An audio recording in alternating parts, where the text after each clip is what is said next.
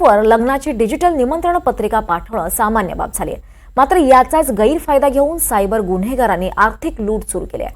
आपल्या मोबाईल फोनचा ताबा सायबर गुन्हेगारांकडे कसा जातो, आपली फसवणूक झालीच तर नेमकं काय केलं पाहिजे, पाहूयात यावरचा स्पेशल रिपोर्ट।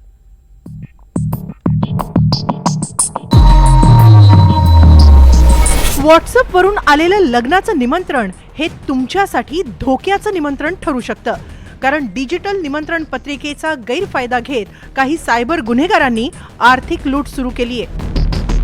या स्कॅम मध्ये आपल्या व्हॉट्सअप नंबरला अनोळखी नंबरवरून एक लिंक येते, त्यावर लग्नाचं निमंत्रण असा उल्लेख असतो। त्या लिंकवर क्लिक करताच आपल्या मोबाईलचा ताबा सायबर गुन्हेगारांना मिळतो। आपल्या बँक खात्याचे डिटेल्स, आपला ईमेल, पत्र व्यवहार, आपल्या ॲप्सची माहिती, फोटो, व्हिडिओ सगळं काही हॅकर्सच्या ताब्यात जाऊ शकतं। या सीझन मध्ये म्हणजे नोव्हेंबर टू एप्रिल मध्ये जवळपास 43 लाख लग्न होणार असा एक ट्रेंड आला होता। आता ही माहिती स्कॅमर्सला आणि हॅकर्सला, गुन्हेगारांना माहिती झाली, तर त्यांनी एक नवीन ट्रेंड काढला।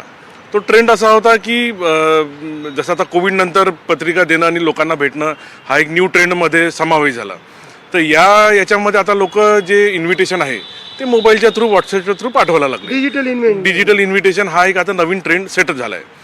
आता आपल्याला असाच एखादा इन्व्हिटेशन येईल, इन्व्हिटेशन येत असताना आपल्याला माहिती नाही राहणार की लग्न कोणाचं आहे किंवा काय आहे किंवा त्याच्याबद्दल माहिती काय आहे।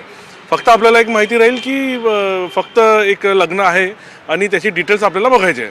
तर आपण उत्सुकतेने म्हणा किंवा क्युरियोसिटीने म्हणा त्याला आपण क्लिक करू, आणि जसं आपण क्लिक करू तसा हा गुन्हा सुरू झाला। इथून त्याची एक्झिक्युशन सुरू झाली, कारण आपली IP ॲड्रेस, आपलं ट्रान्झॅक्शनची हिस्ट्री, आपलं युजेस हे बँकेला पण जास्त माहिती आहे। त्याच्यामुळे अशा एखाद्या IP वरनं चुकीचं ट्रान्झॅक्शन होत आहे आणि मोठी अमाऊंट निघत आहे हे बँकेला माहिती आहे। तर अशा वेळेस SOP प्रमाणे, RBIच्या गाईडलाईनप्रमाणे जेव्हा रेड फ्लॅग ट्रान्झॅक्शन दिसत आहे तेव्हा बँकेने आपल्याला एक व्हेरिफिकेशन करून घ्यायला पाहिजे की तुमच्या जे इनिशिएट केलं आहे, पण तसं घडत नाही। तसं ते घडत नाही। काहीच मोजक्या बँका आहे जे ही प्रॅक्टिसेस फॉलो करतात। मोस्टली ह्या गोष्टी आजकाल नाही होत आहेत। व्हॉट्सअपवर आलेल्या लग्नाच्या पत्रिकेसोबतच भारतीय सैन्याच्या नावे आलेली निधी संकलनाची पत्रिका, एखाद्या चांगल्या कामाची किंवा बातमीची लिंकही आपल्या फोनचा ताबा हॅकर्सकडे देऊ शकते। हे न होण्यासाठी काय करायचं जर असेल तर बेसिकली आपला मोबाईल अपडेट असणं आवश्यक आहे। आपला ब्राउझर ज्याच्या थ्रू ह्या सगळ्या गोष्टी होतात ते असणं आवश्यक आहे। आणि महत्त्वाचं म्हणजे ज्या व्यक्तीला आपण ओळखत नाही, ज्याचा नंबर आपल्यापाशी सेव्ह नाही, त्या व्यक्तीच्या लग्नात जाण्याचा किंवा त्याच्याबद्दल विचार करण्याचा काही अर्थच नाही। त्याच्यामुळे लग्नाला त्याच याच्यात जा ज्याचा नंबर तुमच्याजवळ सेव्ह आहे। आता आपल्या ग्रुपमध्ये बरेचसे लोक असतात ज्याचा नंबर सेव्ह नसतात। ग्रुपमध्ये एखाद्या वेळेस कॉमन पत्रिका येतं, पण ती कॉमन पत्रिका त्याच्यासाठी आहे ज्याचा नंबर तुमच्याजवळ सेव्ह आहे। तर अशा लग्नाला किंवा अशा पत्रिकांना किंवा जिथे तुमचा नंबर, जिथे अननोन नंबरवरनं तुम्हाला इन्व्हिटेशन येत आहे, त्या अननोन इन्व्हिटेशनला, लिंकला ओपन न करणंच सर्वथा बेस्ट आहे।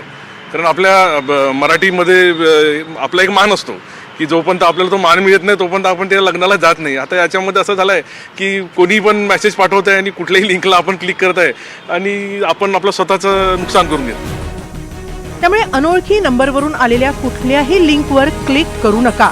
आपली फसवणूक टाळा आणि इतरांनाही याबाबत सावध करा। Bureau report, NDTV Marathi.